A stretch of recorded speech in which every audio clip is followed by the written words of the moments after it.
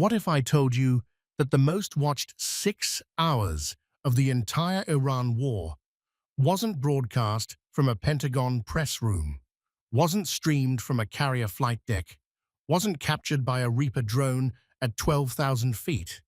It was filmed from 40 miles away by a Chinese surveillance ship that came to record American failure and instead recorded something it never expected to see.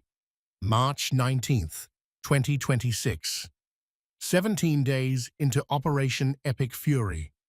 America has destroyed Iran's air force, sunk its navy, and reduced its missile capability by over 85%. The regime is burning from the inside. Cities are dark. The Revolutionary Guard is hiding underground. But Larak Island, a fortified Iranian outpost sitting directly astride the eastern entrance to the Strait of Hormuz, is still flying the IRGC flag, still operational, and still capable of threatening every commercial vessel transiting the most important waterway on Earth. On Larak Island, 450 Revolutionary Guard fighters, 14 Russian military advisors, not logistics personnel, not communications technicians, but Spetsnaz veterans embedded specifically to stiffen the defense and make American casualties high enough to matter on the evening news. Chinese-supplied YJ-12 anti-ship missiles pre-aimed at the transit lanes. A Russian Panzer S-1 air defense system covering the western beach approaches, and a Chinese Type 8 15G intelligence ship parked 35 miles east, recording everything. The mission assigned to Colonel David Okafor and the 13th Marine Expeditionary Unit take the island. 6 hours. Hold it. Send a message that reaches Beijing as clearly as it reaches Moscow. Have you ever wondered what it looks like when the world's most powerful military decides an island needs to change hands by morning? Stay with me. Because what happened on Larak Island over the next 6 hours is the story of this entire war compressed into one operation. 200 hours, local time. Larak Island. Western Beach fortifications. Major Alexei Volkov had spent 11 years in Russian special operations and 2 months on Larak Island, and he considered the second experience more professionally satisfying than most of the first. He walked the western beach perimeter one final time at 2 o'clock, checking positions he had personally designed with the particular attention to detail that distinguishes someone who understands that good fortifications aren't about stopping an assault. They're about making the cost of an assault politically unbearable. The Panzer S-1 sat on the high ground above the beach, its radar cold and passive.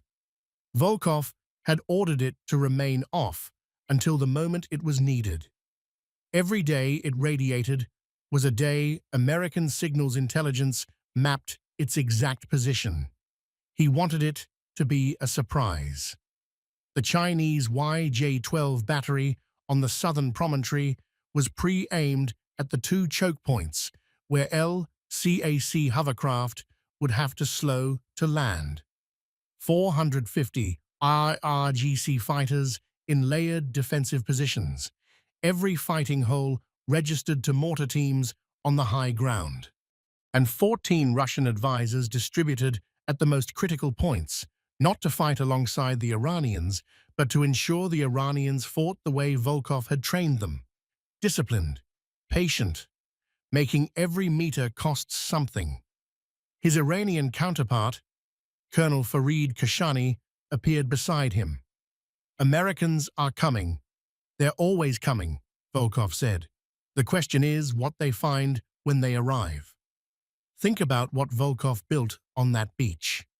He wasn't trying to defeat 2,500 Marines.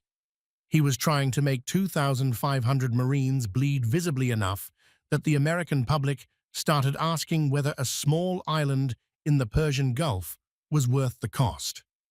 That's a different kind of warfare. Do you think it was going to work? 2:30, USS Marken Island, 55 miles offshore. Colonel Okafor stood in the Combat Operations Center and did not like what his intelligence officer was telling him.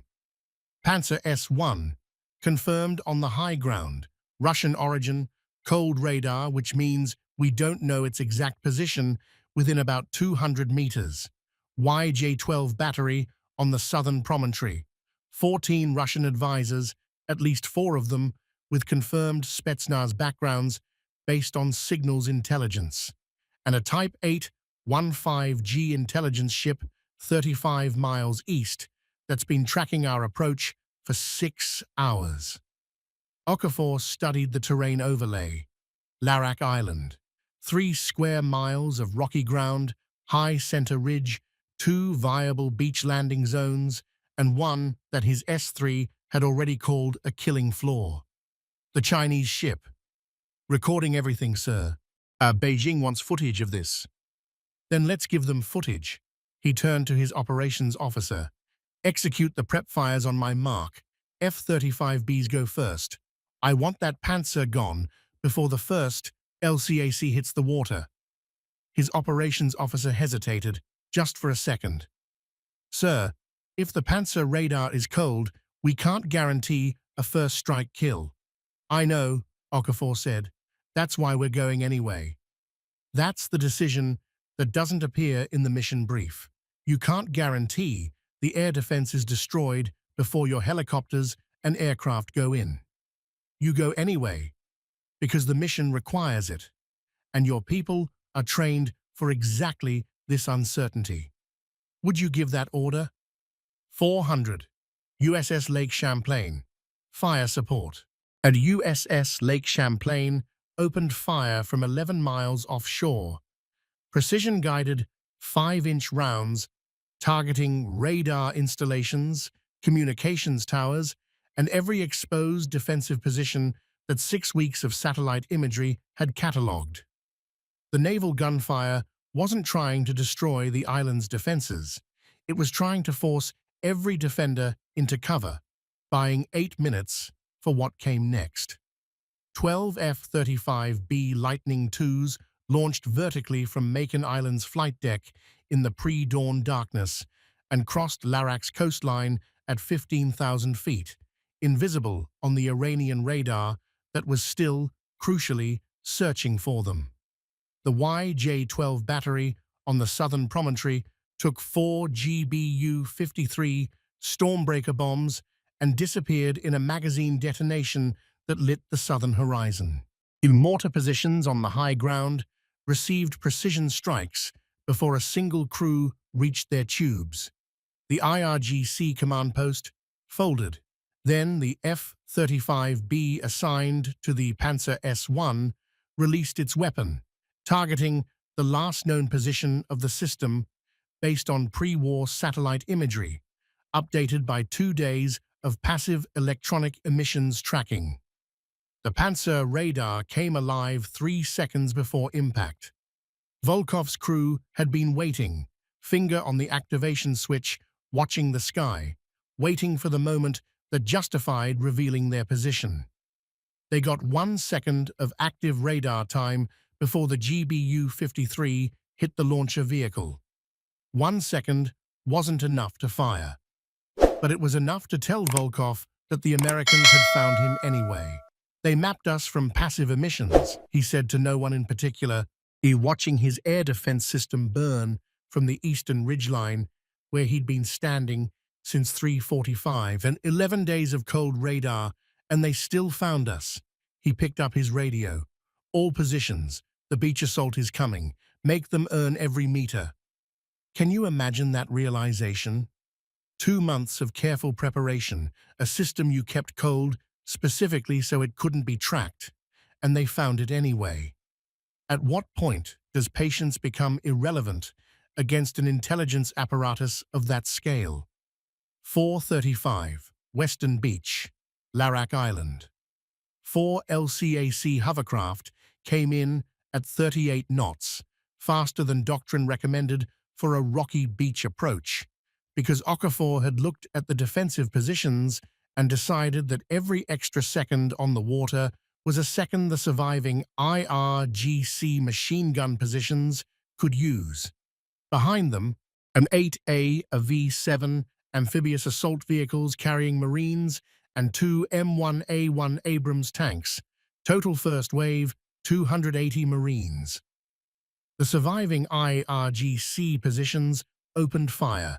Machine guns, RPGs, everything that hadn't been in the mortar registration zones or under the F-35B strikes. The naval bombardment had shattered their coordinated defensive plan, but individual fighters with individual weapons were still very much operational, and they were using them. The first LCAC ramp dropped, and Marines came off at a run, moving to cover, returning fire immediately. Not suppressive fire, not area fire, but trained, aimed fire from people who had rehearsed this exact scenario enough times that the chaos of a contested beach landing had a familiar shape to it.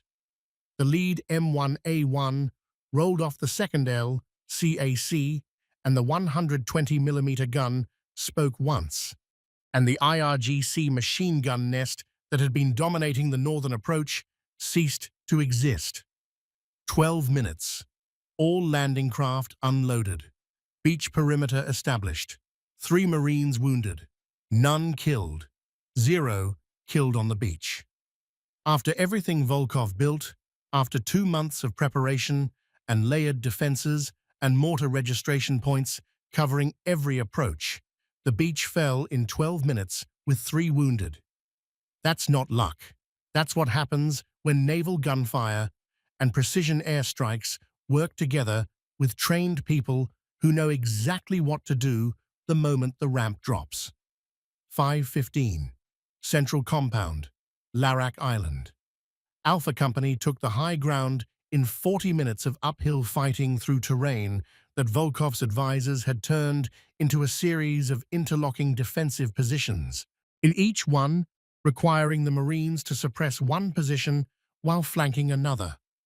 H-1Z Viper helicopters worked the reverse slope with Hellfire missiles, removing the fighting holes that the direct assault couldn't reach. Bravo Company secured the port facility and found the remaining YJ-12 launch equipment, not destroyed in the F-35B strike, but damaged enough that the missiles had never fired. The pre-aimed weapons that were supposed to sink American landing craft were still pointing at an empty beach. Charlie Company found the compound at 5:47.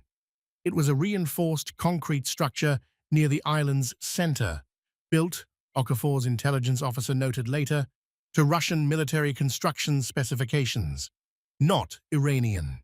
2-foot walls, steel-reinforced doors, fighting positions on every exterior corner covering all approach angles.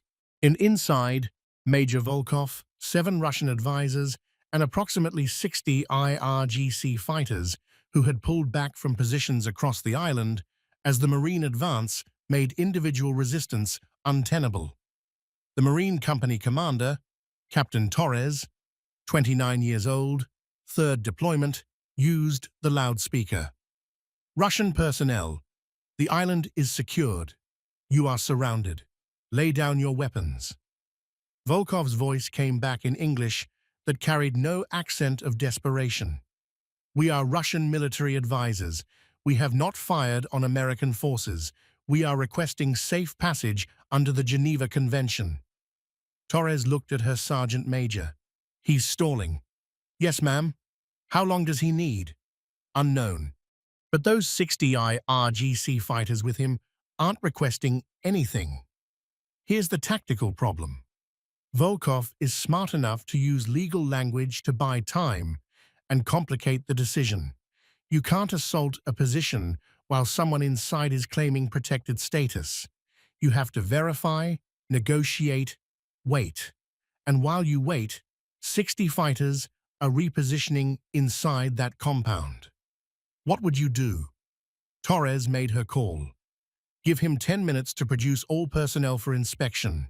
If the door isn't open in 10 minutes, we treat it as a hostile position. 8 minutes later, the door opened. Not because Volkov had decided to comply, because the 60 IRGC fighters inside, watching Marines consolidate control of every other position on the island, hearing the helicopter fire getting closer, and understanding that Volkov's legal maneuver was not going to save them, had overruled him. Their senior officer, Major Kashani, had made the calculation that Volkov wasn't willing to make. "We surrender," Kashani said, walking out with his hands visible. Behind him came the IRGC fighters, then 7 Russian advisors, and finally, last through the door, unhurried, expression unreadable, Major Alexei Volkov. He looked at Torres for a long moment. "Your intelligence on the Panzer position," he said. "Passive emissions analysis?" "Yes." He nodded slowly, as if confirming something he'd suspected. "Tell your signals people they're very good." Then he put his hands behind his head and waited for the zip ties. That exchange.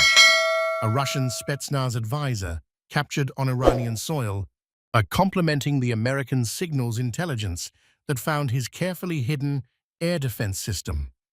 What do you think was going through his mind in that moment? Drop your answer below. I genuinely want to know. 645, Type 815G. Intelligence ship, 35 miles east. Commander Chen Jiaming had been recording for nearly 5 hours. The beach landing, the compound fight, the Russian advisors walking out with their hands up. His mission brief had specified: observe American amphibious doctrine, assess casualty rates, evaluate helicopter-to-ground coordination, report to Beijing with sufficient detail to fill a classified threat assessment. He had footage of all of it. Then his radar operator said, very quietly, 2 missile locks, active guidance. Bearing 270. 2 AGM-158CLR ASM anti-ship missiles launched from F-35Bs still orbiting overhead had achieved simultaneous terminal guidance lock on the Type 815G from 14 miles. Not one warning shot. 2 missiles, both guiding, both 20 seconds from impact. At 12 seconds, both missiles executed a simultaneous abort, pulling up and splashing into the Gulf in coordinated detonations that sent water columns 40 feet into the air on both sides of the vessel's bow. Chen's radio came alive on the international emergency frequency. The voice was American, unhurried, and precise. "Chinese vessel, you have been observing a United States military operation for 5 hours and 42 minutes. We have logged your drone launches, your signals intercepts, and your position. The demonstration you just witnessed used 2 missiles. We have 14 more allocated to your grid. Withdraw to 120 miles within 15 minutes, or the next engagement will not be a demonstration. Your choice." Chen gave the order. Before the transmission finished, emergency speed, northeast, mission terminated. He had footage of the entire assault. Russian advisors surrendering to American Marines. The Panzer burning on the ridgeline. The YJ-12 battery that never fired. And now, 2 water columns marking where American missiles had been willing to go. Beijing had sent a ship to watch America struggle. It watched America win. And then it got a personal demonstration of what came next for observers who stayed too long. 2 missiles at once, and not one warning shot. 2 simultaneous locks with a 14-missile follow-on threat explicitly stated. That's not a warning. That's a sentence with very clear punctuation. What do you think Beijing's analysts said when that footage arrived? 10 o'clock, Larak Island, highest point. Colonel Okafor stood at the island's peak and looked east, where the Chinese intelligence ship had been visible on the horizon 2 hours earlier, and was now gone.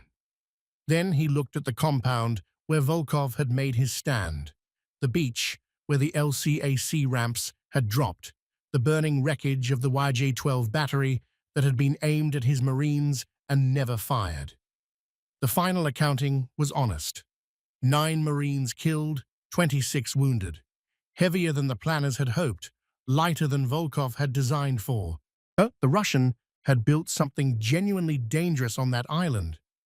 Dangerous enough that getting through it cost real lives, real grief, real phone calls home that nobody wanted to make.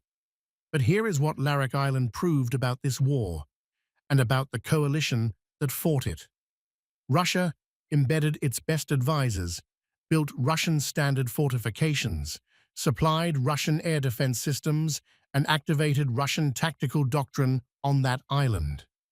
China supplied the anti-ship missiles, positioned a surveillance ship to record the outcome, and launched reconnaissance drones to improve the footage.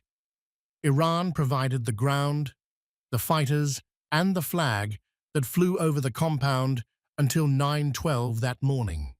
America provided 2,500 Marines, 12 F-35Bs, naval gunfire from 11 miles offshore, and the particular combination of training and will that meant a contested beach landing took 12 minutes and 3 wounded, instead of the casualty rate Volkov had planned for. The Panzer radar came alive 1 second before the bomb hit. 1 second.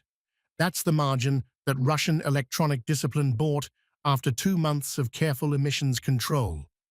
1 second wasn't enough. Here's what I keep coming back to. Volkov was good at his job. He found passive emissions tracking, kept his system cold, built genuinely difficult defensive positions, used legal language to buy time at the compound. Everything he did was correct, and it still wasn't enough. At what point does skill meet a capability gap that skill alone can't bridge? What do you think? Drop your answer below. Because that question is the whole story of this war in one sentence. The island is American-controlled. The strait is open. The Russian advisors are in custody. And the Chinese ship that came to film American failure is somewhere northeast of the Gulf, carrying footage that tells a very different story than the one Beijing sent it to record. 9 Marines gave everything on Larak Island. That debt doesn't get footnoted. It doesn't get softened in a post-strike summary. It gets remembered. And the island they took and held is the reason commercial tankers transited the Strait of Hormuz safely that afternoon. That's the whole accounting, all of it.